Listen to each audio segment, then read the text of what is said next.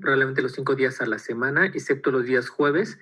Voy a intentarlo voy a estarles informando. Solamente les voy a pedir el favor que estén atentos a esas 2 horas, a la 1 de la tarde o a las 3, dependiendo de cómo haga este pequeño simulacro. El objetivo es acelerar un poco la presentación de clases para empezar a hacerles sus evaluaciones y tengan ustedes al final de la rotación su calificación. Ya está habilitada la pantalla y también quiero nuevamente hacerles el comentario de que cualquier que tengan, nos informen con lujo de tiempo y sobre todo por situaciones en un pabellón, no voy a decir cuál, que pueden incluso generarles algún conflicto y aclararlo, porque muchas veces hay muchos malos entendidos y tampoco queremos afectarlos a ustedes de forma injusta o imprudente. Nuevamente, hagan caso a sus residentes. Muchos de ellos, la verdad, tienen un gran nivel y si ustedes se acercan a ellos, van a aprender muchísimas cosas, no solamente de medicina, sino incluso aspectos profesionales y éticos. Acérquense mucho, pregunten mucho y por favor, si hay alguna situación, la gran mayoría siempre son malos entendidos, pero si hubiera alguna situación en particular, búsquenme o platiquen con su representante para que me contacten y podamos resolverlo antes de que pase a mayor, ¿de acuerdo? Si lo dejan pasar, muchas veces por esa situación los problemas crecen demasiado. Bueno, muy bien. Ya terminé de revisar sus tareas. Tengo que decirles que hay algunas deficiencias que no me gustaron. Entonces voy a estar dejando pequeños trabajos que se los voy a estar publicando directamente en Meet, ¿de acuerdo? De la misma manera voy a estar pasando asistencia al principio, al intermedio o al final de las clases para que estén atentos. Me he percatado que en ocasiones no siguen las clases o no están presentes en las clases. Les pido un código de honor para que tanto estén presentes, pregunten y si pueden, incluso en los exámenes no copien. Digo, no tengo que decírselos, pero bueno, siempre yo me gusta manejar un código de honor. Ha habido rotaciones tan bonitas y tan tranquilas que incluso hasta he omitido el pase de lista. En ocasiones incluso son tan dinámicas y tan participativos los médicos internos que incluso hasta he dejado a un lado el examen porque se puede evaluar la actitud y el conocimiento con otros aspectos, no necesariamente con el examen. Muy bien, veo que ya está lista la presentación. Vamos a dar ingreso a sus últimos compañeros y pues... Sí, Doc, voy. Bueno, ¿sí se ve la pantalla bien? Sí. Ok, vale, entonces vamos a comenzar. A mí y a mi compañera Alejandra Mezcua nos tocó hablar acerca del evento vascular cerebral. Y pues bueno, vamos a darles una pequeña introducción. En este caso, pues la enfermedad vascular cerebral es un síndrome clínico que se va a caracterizar por el rápido desarrollo de signos neurológicos focales que van a persistir por más de 24 horas. No van a tener una causa aparente más que el origen vascular. Esta se va a presentar casi siempre como episodio agudo que va a ser denominado ictus cerebrales. En este caso, el ictus es una urgencia extrema porque, y bueno, va a haber ciertos datos de alarma que nos van a hacer pensar que el paciente está teniendo un ictus. En este caso, pues es debilidad o adormecimiento de un lado del cuerpo, dificultad visual en uno o en ambos ojos, dificultad para hablar o comprender el lenguaje y el vértigo o inestabilidad asociado a uno de los anteriores.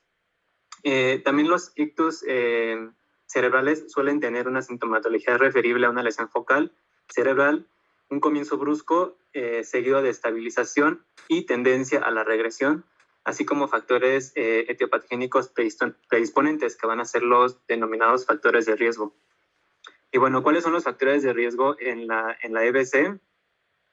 Tenemos varios. Vamos a hablar o vamos a clasificarlos en 2 categorías: los modificables y los no modificables.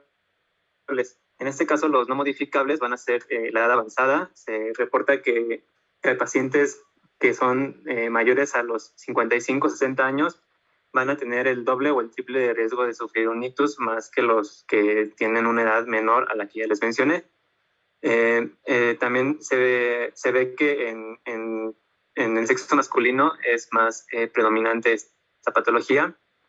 también se ve en la raza. Esto tiene que ver con cuestiones un poquito más genéticas o enfermedades propias que tienen en esa región. Y pues geografía también tiene que ver mucho con la estación del año y el clima. Y también vamos a tener algunos que son los factores genéticos. Algunas que son las modificables va a ser la hipertensión, la diabetes mellitus, el tabaquismo.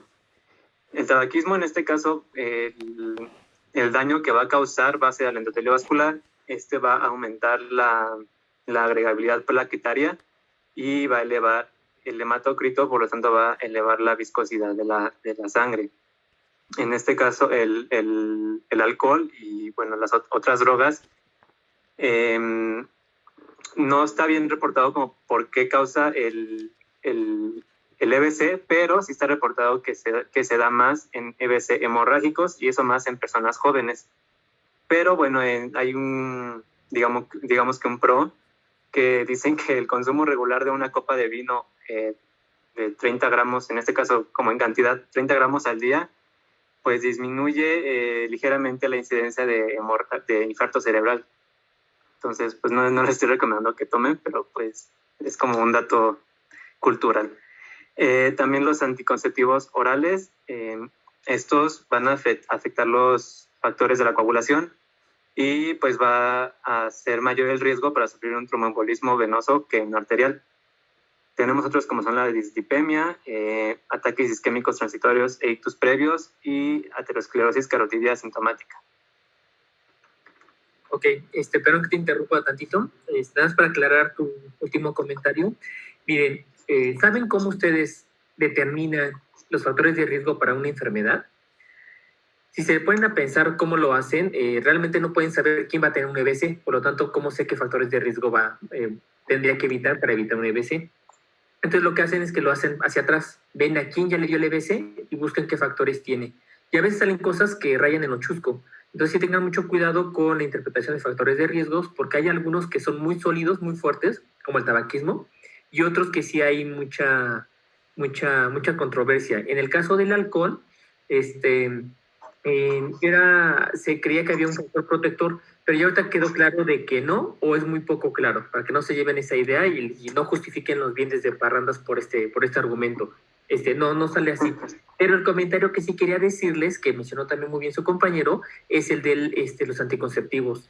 Y de esto, sobre todo en mujeres menores de 50 años de edad, el uso de la píldora del día siguiente está estrechamente relacionada con eventos vasculares y con infarto agudo a miocardio. Con solamente haber tomado una vez la pastilla, ya aumenta el riesgo.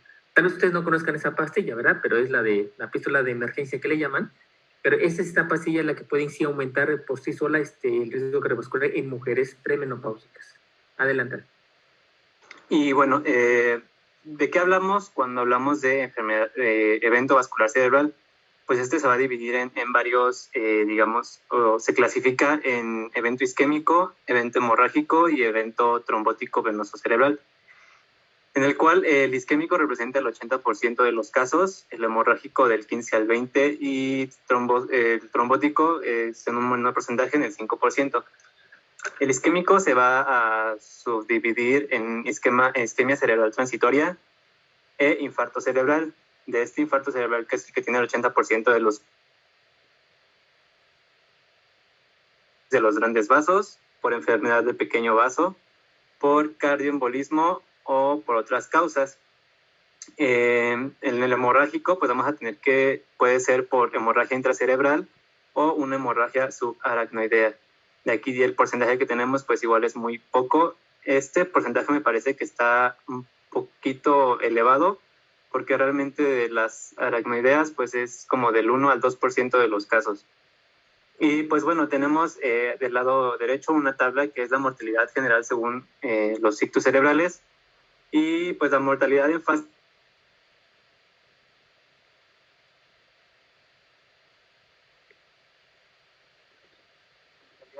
aguda,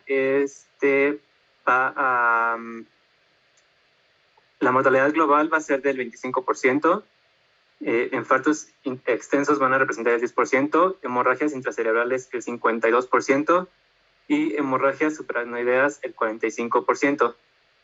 De ahí en fuera van a ser de naturaleza incierta. La mortalidad en pacientes que superan la fase aguda va a ser por secuelas graves, va a ser del 30 al 40%, y va a haber una recuperación de secuencias menores del 50 al 60% de los casos.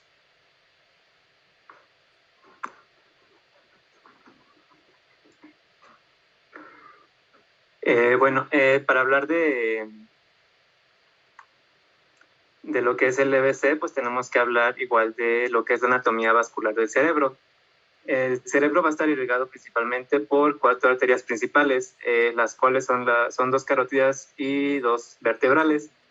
La arteria carótida interna se divide en lo que son las arterias cerebrales, la anterior y media, y estas van a irrigar los 2 tercios anteriores de los hemisferios cerebrales, los ganglios basales y la cápsula interna.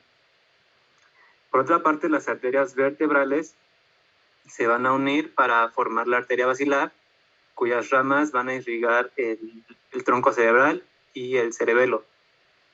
Estas luego se dividen en 2 arterias cerebrales posteriores que irrigan al tercio posterior de los hemisferios cerebrales, incluida la parte posterior del tálamo.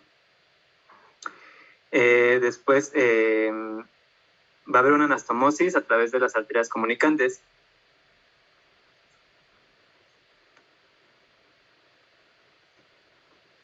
Bueno, las carótidas internas van a estar conectadas a través de la arteria comunicante anterior, y a su vez el sistema carotídeo se va a anastomosar con territorio vértebro-basilar a través de lo que son las arterias comunicantes posteriores. Y pues es de esta forma que se constituye el polígono de Willis en la base del cerebro, que pues es el que forma la vía colateral para asegurar la irrigación del sistema nervioso central.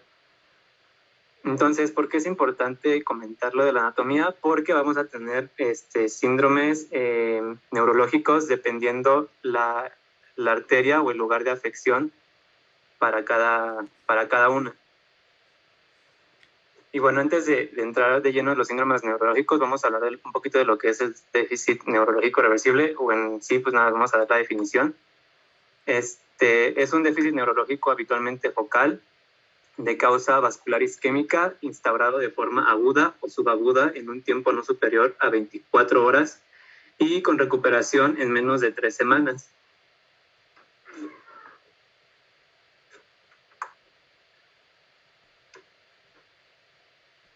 Ok, como ya comentaba mi compañero Luis, es importante conocer la anatomía como tal de la irrigación cerebral para poder determinar cuáles son los síndromes neurológicos que nos va a dar la afección en cada una de estas zonas.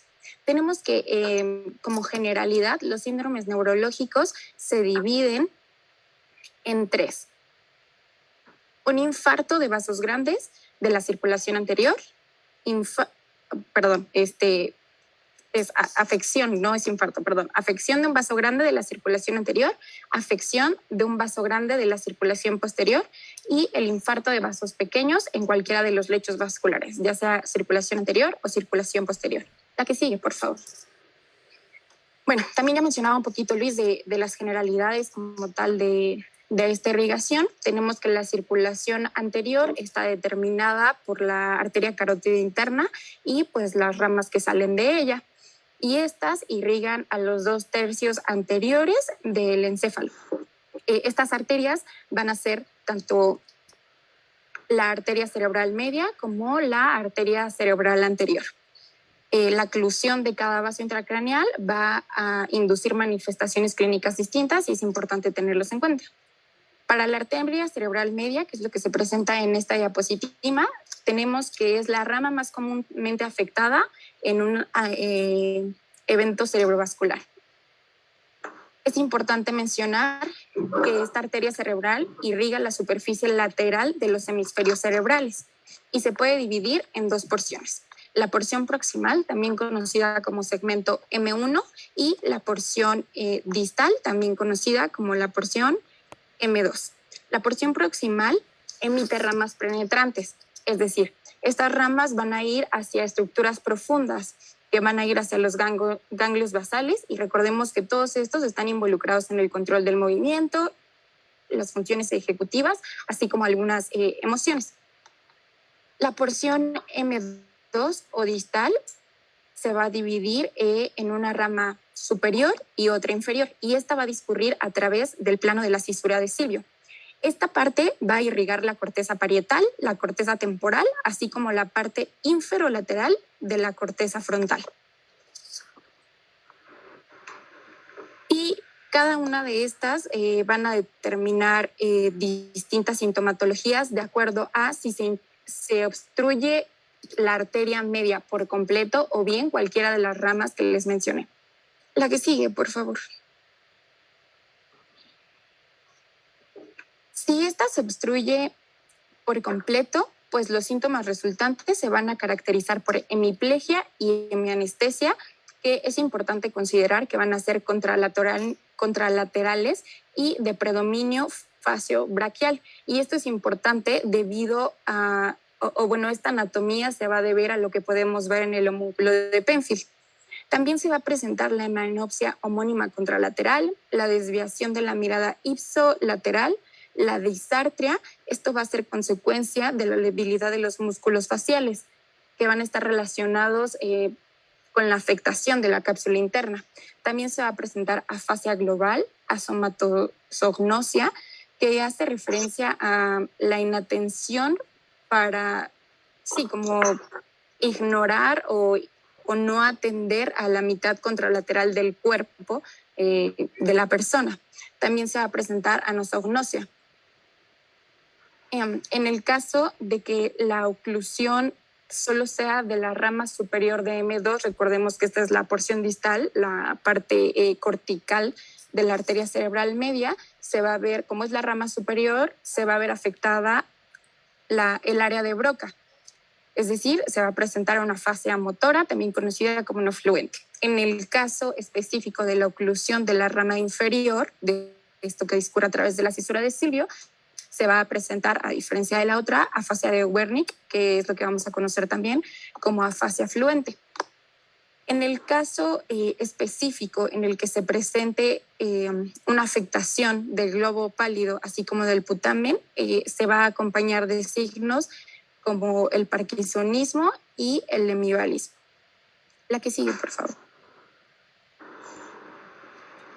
Ya mencionaba que la circulación anterior también está compuesta por la arteria cerebral anterior. Esta se va a dividir en dos segmentos. El segmento A1, que pueden ver en su imagen, en la que está a la derecha,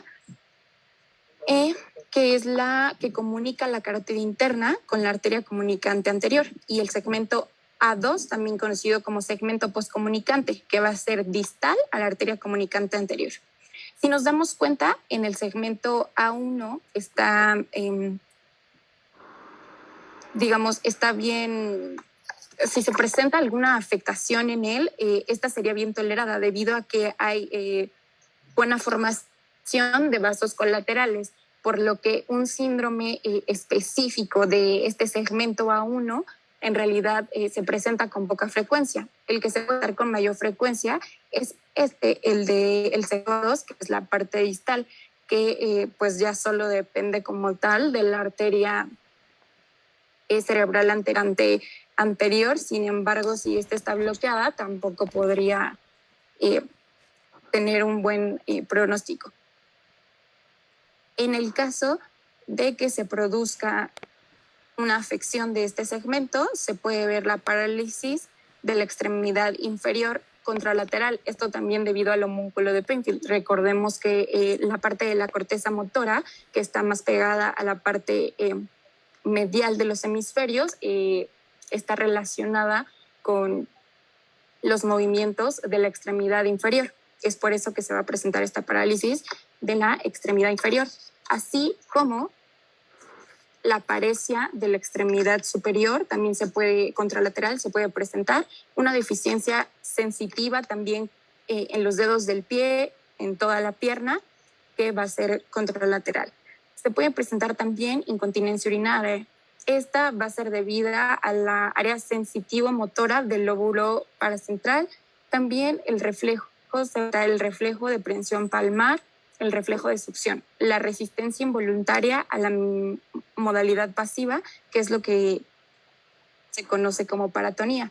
Y todo esto pues está relacionado con la afección de la parte interna del lóbulo frontal, así como el área complementaria.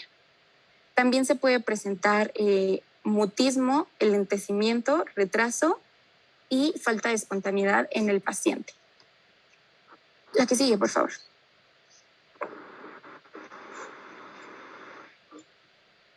Ah,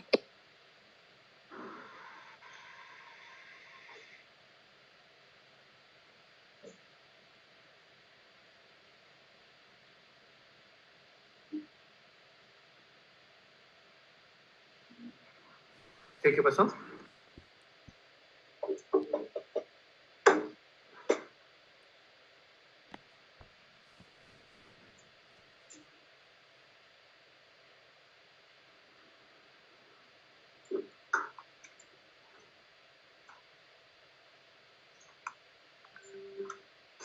Ale.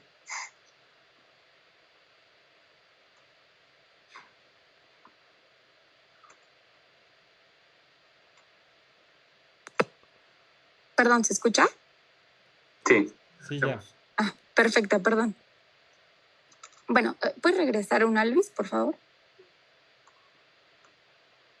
Gracias. Solo para concluir lo de la circulación anterior, les mencionaba que tanto la arteria cerebral anterior como la arteria cerebral media son ramas de la carótida interna. Así como se puede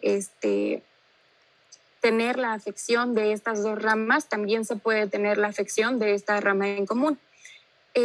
Cuando se presenta la obstrucción como tal de la carótida interna, pues se van a presentar las manifestaciones que ya mencioné, tanto de la arteria cerebral media como de la cerebral anterior. Sin embargo, otra de las alteraciones que se va a presentar en la afección de la carótida interna va a ser la afección de la arteria oftálmica, y esta arteria oftálmica está relacionada con el nervio óptico, así como la retina, por lo que estos pacientes con la obstrucción o la hemorragia en carótida interna también van a tener episodios recurrentes de ceguera, a lo que conocemos como amaurosis fugaz, y también pueden referir problemas visuales como sombras, visión borrosa o pérdida de la mitad superior inferior del campo visual, que en este caso son conocidas como las hemianopsias. La que sigue, por favor. En cuanto a la circulación cerebral posterior, tenemos que está formada por dos arterias vertebrales, la arteria basilar y dos arterias cerebrales posteriores. En el caso de las arterias vertebrales, se van a unir para formar a la arteria basilar, y la arteria basilar se va a dividir en dos, que van a ser las arterias cerebrales posteriores. Cada una de estas arterias va a dar lugar a un conjunto de otras arterias que van a irrigar al cerebelo, al bulbo raquídeo, a la protuberancia, al mesencéfalo, al subtálamo, al tálamo, al hipocampo, así como la cara interna de los lóbulos temporal y occipital. La que sigue, por favor. Y bueno, en esta imagen que cambió, la circulación posterior va a estar representada por los colores verde, azul, rosa y el otro azul o morado, no sé qué colores. La que sigue, por favor. Ok, en el caso de la arteria cerebral posterior, pues tenemos que se van a observar como tal dos síndromes clínicos.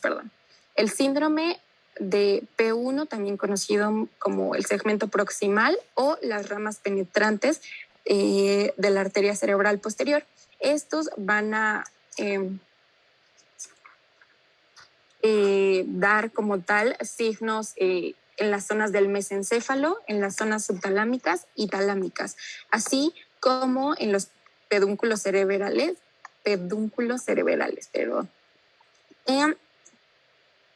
Como tal, las afecciones que se pueden ver en esta afección van a ser la parálisis del tercer nervio de modo ipsilateral, que en este caso, ¿le puedes dar la siguiente, por favor, Luis? Como se alcanza a ver en esa imagen, a nivel del mesencéfalo aparece el núcleo del tercer par craneal, así como sus fibras aferentes, y es por esto que se va a aparecer la parálisis de este nervio. También se va a ver, cuando esta parálisis se acompaña de ataxia contralateral, se va a denominar síndrome de Claude. Y cuando la parálisis se acompaña de hemiplegia contralateral, se va a denominar como síndrome de Weber. La ataxia contralateral va a indicar que existe una lesión en el núcleo rojo, que también podemos ver representado en esta imagen, que está alterado. Y en el caso de la hemiplegia contralateral se debe a la lesión del pedúnculo cerebral. Y en el caso de lesión al núcleo subtalámico, pues va a aparecer hemivalismo, que es de contralateral. La que sigue, por favor. En el caso del síndrome de el segmento distal de la arteria cerebral posterior, pues esta tenemos que como tal va a irrigar a las porciones mediales de los lóbulos temporal y occipital. Por lo tanto, sus manifestaciones se van a acompañar básicamente de alteraciones visuales, así como de memoria y perceptivas. Podemos tener hemianopsias homónimas, contralaterales, así como alteraciones de la memoria. Podemos encontrar alexia, que es la incapacidad para leer, y esto es característico que se encuentre sin agrafia, es decir, que el paciente sea capaz de escribir, pero no de leer. También se puede presentar agnosia visual, que hace referencia a la incapacidad de reconocer objetos, símbolos matemáticos, así como los colores. Y también tenemos la anomia, que es básicamente la incapacidad para nombrar los objetos. También se puede producir alucinaciones visuales, tanto de objetos como de colores, y también se puede presentar la ceguera cortical. En la bibliografía que consulté decía que es una ceguera en la que se conserva la reacción fotomotora pupilar y que incluso hay un síndrome en el que el paciente puede negar su ceguera. La que sigue, por favor. Bueno, en cuanto a la arteria basilar, tenemos que va a irrigar como tal a la protuberancia y a la cara superior del cerebelo. Y las ramas se van a dividir principalmente en 3 grupos, pero para fines clínicos los vamos a dividir en 2 grupos. Las paramediales o paramedianas y las circunferenciales. En el caso de las paramediales, tenemos que van a afectar a la parte medial, como su nombre lo indica, a la parte medial del puente. Y como recordaremos, ahí se encuentran los núcleos, así como las fibras de los pares craneales 6 y 7. Es por eso que se va a presentar como clínica la hemiplegia contralateral, así como la parálisis facial ipsilateral. También la parálisis del nervio sexto ipsilateral, y que va a demostrarse con la incapacidad para la abducción de los ojos. La que sigue, por favor.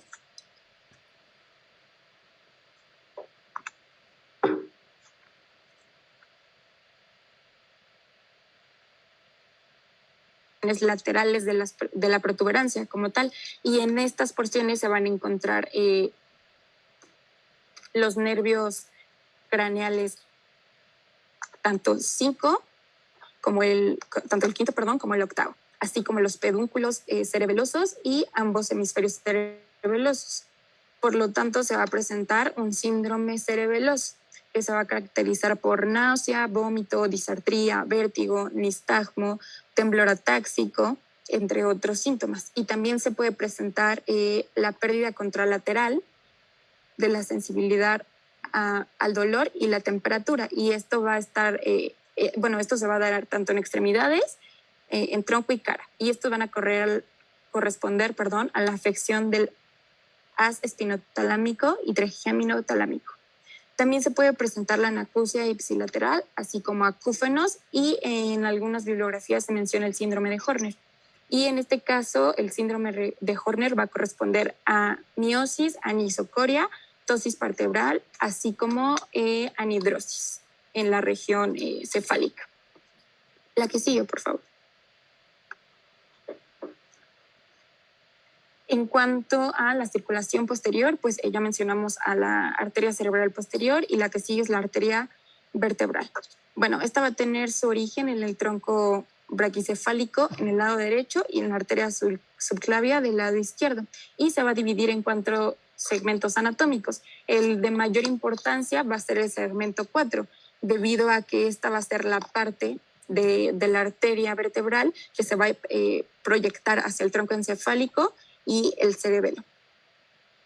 Y bueno, el cuadro clínico característico de la afección de esta arteria como tal se conoce como síndrome vulvar lateral o bien síndrome de Wallenberg, y se va a caracterizar por disfagia, disminución del reflejo nauseoso, pérdida del gusto, hipo persistente, así como la falta de sensibilidad térmico-dolorosa de la mitad ipsilateral de la cara y de las extremidades contralaterales. La que sigue, por favor. Y bueno, eso en cuanto a los síndromes neurológicos.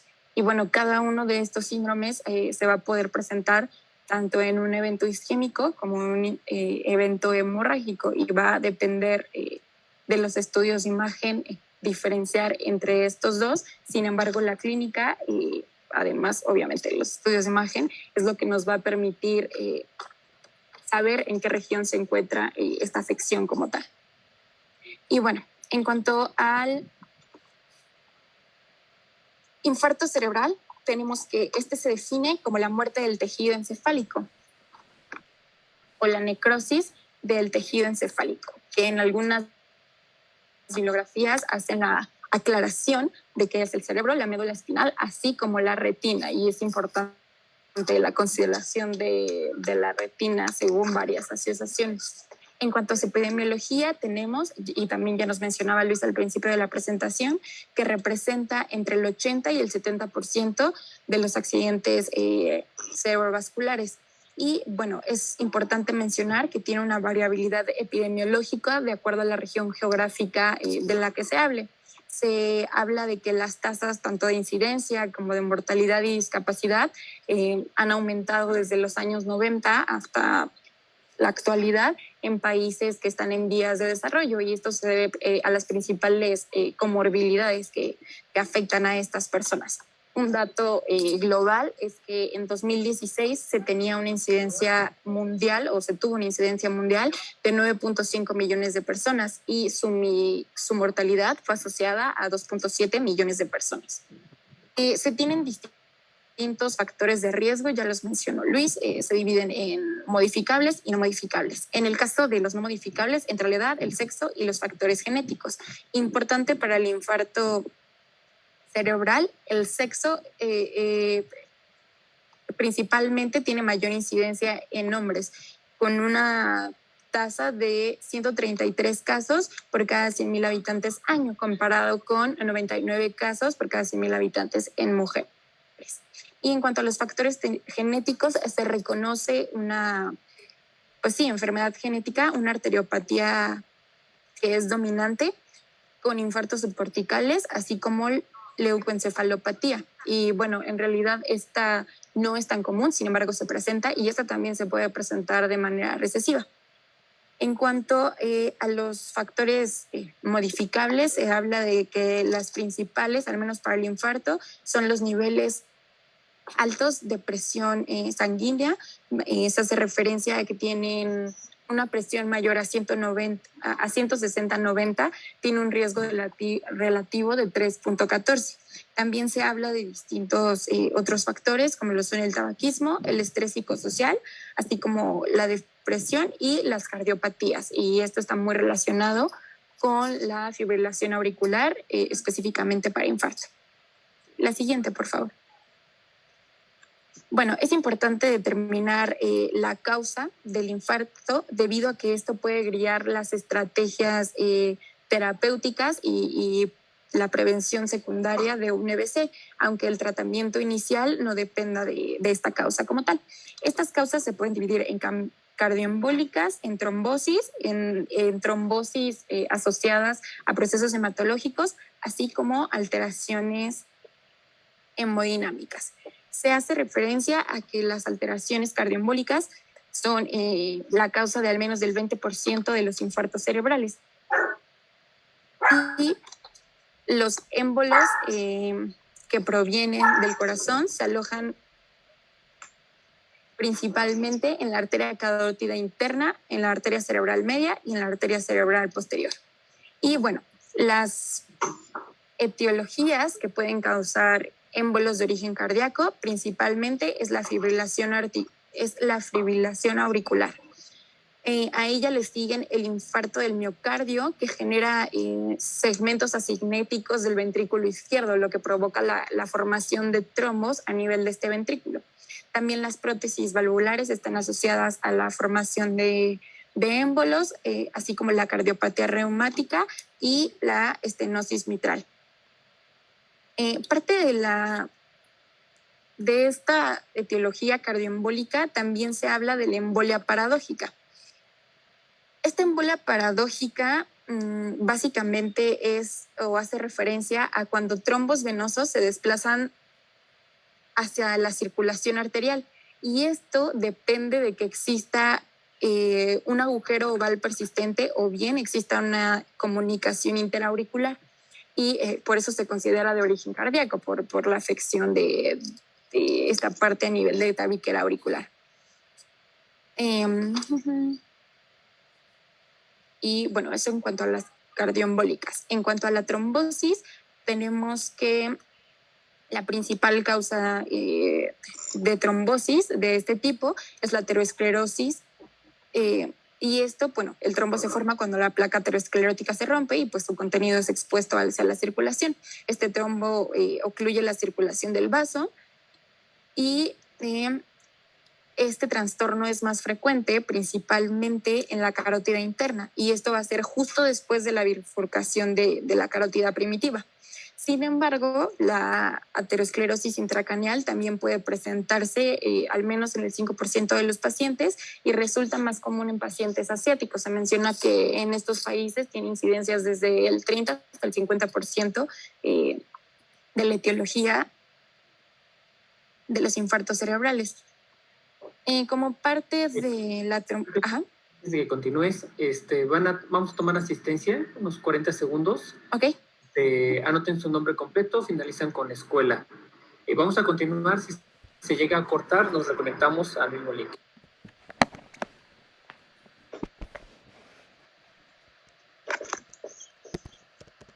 Específica hasta cierto nivel, en el que va a haber un desajuste entre los requisitos que proporciona esta irrigación y la disponibilidad de la misma.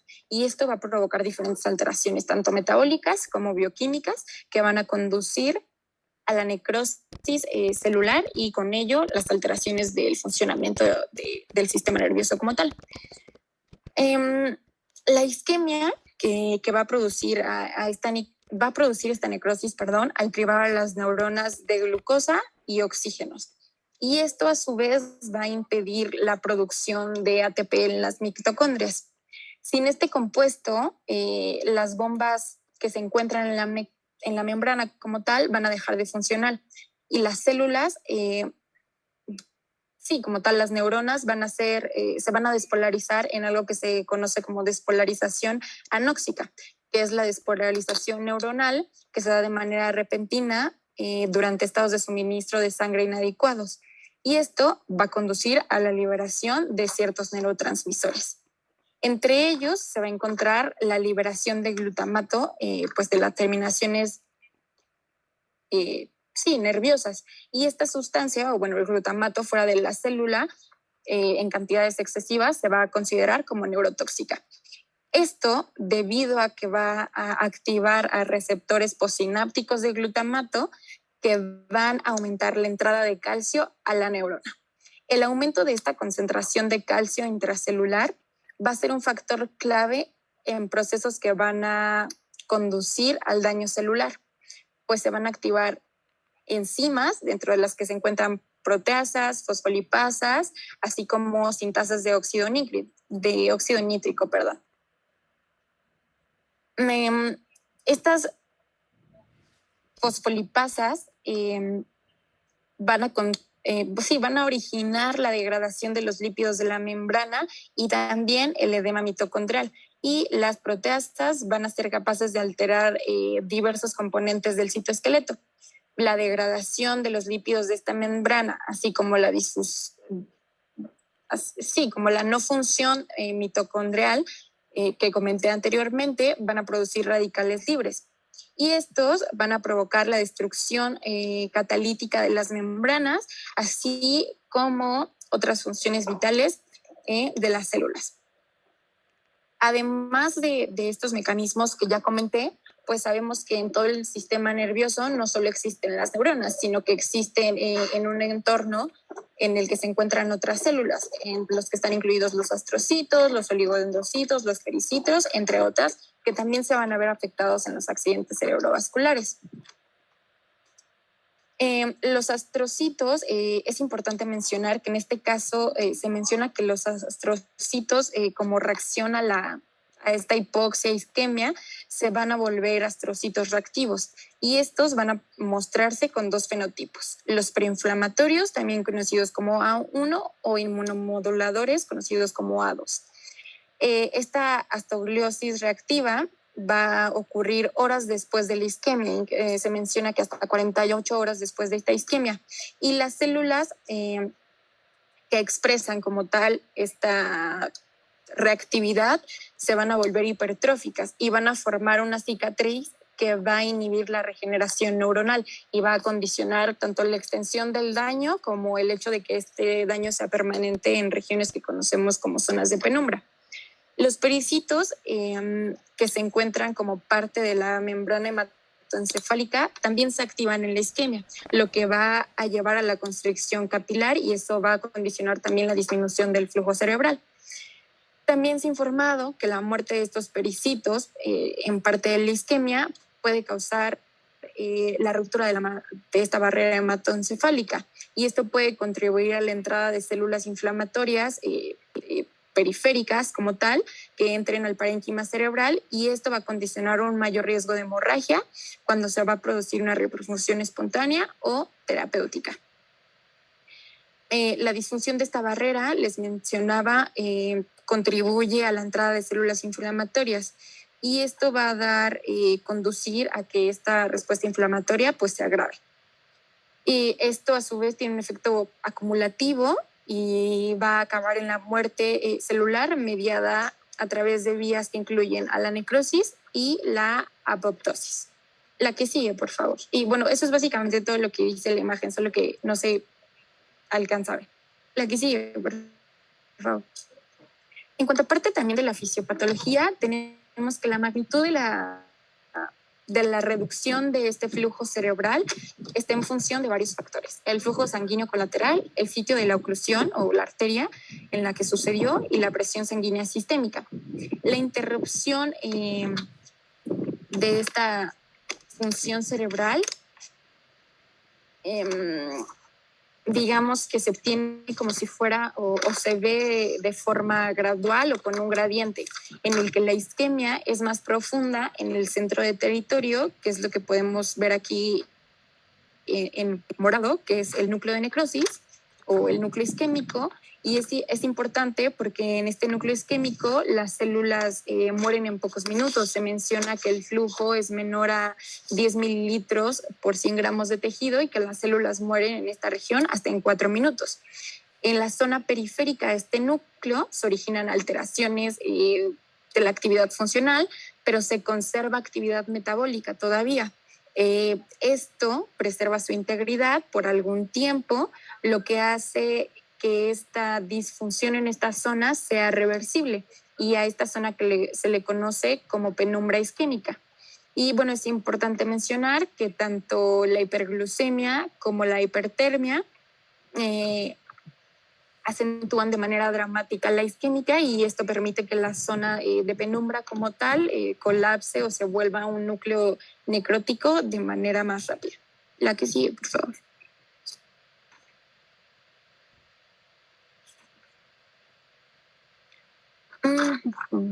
Bueno, en cuanto al diagnóstico, tenemos principalmente a la clínica, que ya mencionábamos con los síndromes neurológicos focales de acuerdo a la región que se ve afectada en ese momento. Sin embargo, ¿qué nos puede sugerir que esto es de origen hemorrágico, de origen isquémico y no hemorrágico? Principalmente se habla del inicio repentino de este cuadro y que se alcanza de manera casi inmediata una deficiencia neurológica máxima, es decir, se altera el nivel de conciencia y esta deficiencia puede ir mejorando con el paso de las horas, en el caso de que no sea un infarto masivo, que a diferencia de la hemorragia, ya veremos más adelante que se caracteriza por ser precisamente lo contrario. Y bueno, eso es en cuanto a la clínica. Y en cuanto al diagnóstico, pues tenemos distintas técnicas de imagen que nos pueden facilitar el diagnóstico. La principal o la que más se utiliza por la accesibilidad y el costo-beneficio que tiene este método es la tomografía, principalmente la no contrastada. Se menciona que dentro de las primeras horas es posible que dentro de un EBC isquémico no encontremos como tal signos que nos muestren tal cual el infarto, pero esto no descarta la posibilidad de que este se encuentre ahí. Y esto nos obliga a buscar ciertos signos que se denominan signos indirectos del EBC isquémico. Estos signos principalmente se habla de 4, que es la presencia de una arteria hiperdensa, que generalmente es la arteria cerebral media, y pues esto habla tal cual de encontrar a un trombo. También se habla del borrado de los ganglios basales, así como el signo del ribete insular o los surcos o la pérdida de los surcos en la corteza cerebral, esto debido al edema, que es parte de la fisiopatología como tal del evento isquémico. La que sigue, por favor. En cuanto a esta tomografía, ya cuando sí se encuentra o se ve este infarto, pues se va a identificar como una zona hipodensa en una tomografía sin contraste. En este infarto en la región posterior del lado izquierdo.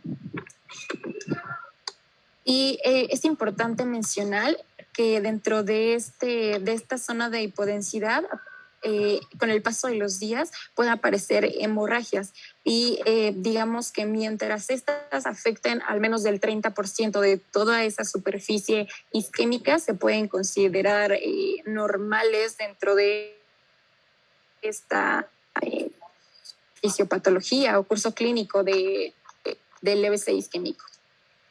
También se encuentran otro tipo de tomografías, que aunque no puse imágenes aquí, las voy a mencionar. Se encuentran la angiotomografía y esta principalmente permite pues, localizar tal cual dónde se encuentra la oclusión vascular, valorar la presencia y el grado de circulación colateral y pues principalmente sirve como guía para el tratamiento endovascular. Y también se encuentra la tomografía de perfusión. Y esta es importante porque permite cuantificar la extensión del tejido isquémico y hace diferencia entre el tejido que es recuperable, o el que no es recuperable y el que es potencialmente recuperable. Y bueno, se menciona que no se hace en todos los centros, pero debería ser importante que sí sea. En cuanto a la resonancia magnética, pues tenemos que es un modelo que puede evaluar diferentes características tanto estructurales como funcionales del tejido cerebral y pues tiene múltiples secuencias. En cuanto a la resonancia, pues sí, y se menciona que es la parte o que es la modalidad de imagen más sensible para la detección de la isquemia aguda, a diferencia de lo que mencionábamos con la tomografía, que en las primeras horas no es tan fácil encontrar un signo que te hable como tal de isquemia. Se menciona que en las secuencias ponderadas en T1, el área isquémica va a aparecer como hipointensa con respecto a la sustancia gris. Y en las secuencias ponderadas en T2, el área isquémica aparece hiperintensa, semejante al líquido cefalorraquídeo. En este caso habla, si no me equivoco, de la imagen A. La que sigue, por favor. En cuanto al manejo, tenemos que una vez que se ha corroborado este diagnóstico, pues es importante emprender una estrategia ordenada, tanto de valoración como tratamiento. Y pues obviamente el objetivo principal es tanto evitar como revertir, evitar que prosiga este daño como revertir el daño encefálico que sea posible. Ya mencionaba, bueno, no recuerdo si lo mencionábamos en alguna clase de urgencias, que las prioridades de la atención consisten principalmente en el ABC de la atención de trauma, que se habla de la ventilación, del cuidado de la ventilación, la respiración y la circulación y pues la de déficit neurológico, así como la monitorización constante de los signos vitales. Pues el manejo de se puede dividir principalmente en 6 categorías. La primera hace referencia al apoyo médico o lo que conocemos como las medidas generales. Dentro de ellas se evalúan la tensión arterial, la temperatura y la glucemia, que ya mencioné que en el caso de que estas se encuentren alteradas, pues influyen en qué tan recuperable es la zona de penumbra del paciente. En cuanto a la tensión arterial, se menciona que esta solo debe tratar de disminuirse cuando la tensión es mayor a 220/120 milímetros de mercurio, o bien si se presenta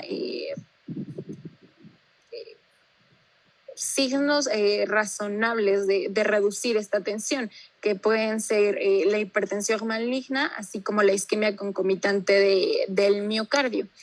También se puede, esa cantidad que les dije es, digamos, para todos los pacientes. Sin embargo, cuando a estos pacientes se les va a proveer de una terapia de reperfusión, se menciona que es importante que la tensión esté en menos de 180, 110 y a partir de estas cifras hay que bajar la tensión. Se recomienda que se reduzca la tensión arterial en un 15% en las primeras 24 horas. Y bueno, las opciones de antihipertensivos incluyen al labetalol intravenoso, 10 a 20 miligramos, y en enalapril, 1 miligramo, igual intravenosos. Y pues están prohibidos los calcioantagonistas como el nifedipino por la cuestión de la rapidez con la que pueden bajar la tensión arterial y pues que eso prolongue aún más el daño. En cuanto a la temperatura, tenemos que toda temperatura mayor a 37.5 debe tratarse tanto con antipiréticos como con enfriamiento superficial. Y pues estas medidas pueden incluir al acetaminofén, así como a azul. En cuanto a la glucosa, se menciona que tiene que mantenerse en niveles entre 140 y 180 en las primeras 24 horas y siempre por arriba de 60 miligramos, miligramos. En cuanto a las terapias de reperfusión, pues tenemos a la trombólisis intravenosa, endovenosa, y a la trombectomía endovascular. La trombólisis intravenosa pues hace uso de los factores o de las formas recombinantes del activador tisular del plasminógeno, que en este caso o en las diferentes bibliografías que consulté hace referencia al alteplasa. Esta va a ser un factor que va a incidir el plasminógeno en plasmina y la plasmina va a degradar la fibrina, y esto va a disolver el trombo. Se menciona que se va a utilizar 0.9 miligramos por kilogramo IV Y de esto, el 10% se va a iniciar por una vía rápida y el resto se va a infundir en un lapso de 60 minutos. Se menciona que está probado que tiene como relevancia clínica en una ventana entre las 3 a 4.5 horas después del inicio de los síntomas. Y bueno, esto depende del país. Sin embargo, en algunos estudios clínicos se mencionan que en algunos pacientes específicos se puede beneficiar a un paciente hasta después de 9 horas con esta terapia. Y pues tiene ciertas contraindicaciones y, bueno, indicaciones. Y bueno, algo importante de definir es la hora del comienzo del evento vascular, y esto va a ser cuando comenzaron los síntomas o el último momento en el que el paciente pues se consideraba como sano, pero también cuando un paciente se encuentra dormido o se va a dormir, digamos, sano y se despierta, se considera el inicio una vez que él despierta con estos síntomas. Ahí se considera el inicio. En cuanto a la revascularización endovascular, pues básicamente hace referencia a esta trombectomía endovascular y es el retiro mecánico del trombo por cateterismo. Esta opción como tal, pues las guías principalmente recomendaban este tratamiento hasta 6 horas después del inicio de los síntomas. Sin embargo, algunas guías mencionan que se demuestra un beneficio hasta 24 horas después. Y sus complicaciones de ambas terapias están relacionadas con la transformación hemorrágica de la lesión y, en el caso de la trombectomía endovascular, con la perforación y la disección arterial. En cuanto al tratamiento antitrombótico, se hace referencia a los antiplaquetarios, principalmente ácido acetilsalicílico de 300 a 100 miligramos día en las primeras 48 horas después del inicio de los síntomas. Y se menciona que por cada 1000 infartos cerebrales se evitarán en las primeras semanas 9 fallecimientos y 13 pacientes menos habrán quedado inválidos en los siguientes 6 meses si se inicia con esta terapia. En cuanto a otros antiplaquetarios como clopidogrel, entre otros, se menciona que el de preferencia por el costo-beneficio es ácido acetilsalicílico, así como, bueno, los anticoagulantes depende de la patología específica. Pueden ser utilizados cuando pues hay un origen como tal de tipo de fibrilación auricular, prótesis valvular o alguna patología de este tipo. Sin embargo, no son recomendables para todos los pacientes. En cuanto a la neuroprotección, pues menos lo que yo leí, y se habla principalmente de la hipotermia terapéutica. Sin embargo, se asocia con un aumento en el riesgo de neumonía, entonces no se prefiere para los pacientes. Y en cuanto a la rehabilitación, pues se menciona que debe incluir a la terapia física, a la terapia ocupacional, así como a la terapia foniátrica. Se recomienda que estas terapias duren 3 horas al día, y pues se puede diferenciar una rehabilitación precoz de una tardía. Y pues la rehabilitación precoz es la que se proporciona durante la fase aguda de la enfermedad, entre los primeros 3 a 6 meses, y en este es donde se obtiene el mayor beneficio clínico que puede alcanzar el paciente, es decir, el máximo grado de recuperación. Se menciona que esta debe iniciarse más allá de las 48 horas de la estabilidad clínica del paciente. Antes no tiene ningún tipo de beneficio. Y en cuanto a también este tipo de rehabilitación, pues que hay que enseñar al enfermo y a sus familiares todo lo referente a la deficiencia neurológica para que el paciente tenga el mejor pronóstico clínico. En cuanto al pronóstico, pues este va a depender del tamaño del infarto, de las estructuras y áreas involucradas, así como del tiempo de identificación, diagnóstico y pues inicio del tratamiento. Listo. Ok, vamos a dejarlo hasta aquí. Vamos a empezar esta segunda parte el día de mañana. Les voy a mandar un artículo para que lo vayan leyendo, sobre todo para reforzar unos aspectos de la evaluación. Los pacientes con evento vascular cerebral, sobre todo aquellos que tienen todavía oportunidad de una intervención, ya que se encuentran en periodo de ventana, el pronóstico puede ser muy distinto con el que a veces finalizan, y eso es por el retardo y la mala evaluación al inicio. Entonces les voy a pasar el artículo para que lo revisen y mañana platicamos de hemorragia intracraneal, ¿de acuerdo? Bueno, les agradezco a sus compañeros ahorita la presentación y dejamos dudas y preguntas para el día de mañana. Que tengan todos bonita tarde. Gracias, doctor. Igualmente. Gracias, doctor. Hasta luego, gracias, buen día. Hasta luego.